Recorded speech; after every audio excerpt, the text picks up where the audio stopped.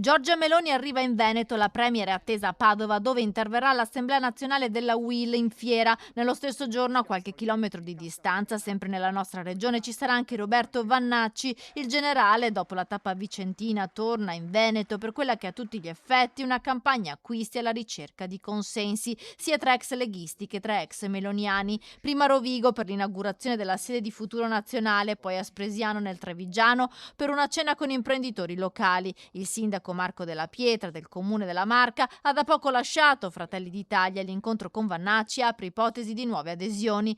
La premier invece a Padova parlerà davanti a 4.000 delegati UIL. La sua presenza in Veneto però lascia presagire ad un intervento rivolto anche agli alleati in vista delle prossime amministrative, dove l'incognita Vannacci potrebbe minare l'unità del centrodestra in sfide come quella per la città di Padova, dove il possibile candidato Roberto Marcato della Lega non ha mai nascosto la sua opinione sul generale del mondo al contrario, vedendolo come fumo negli occhi fin dalla sua nomina a vice di Salvini, durata quanto una love story estiva.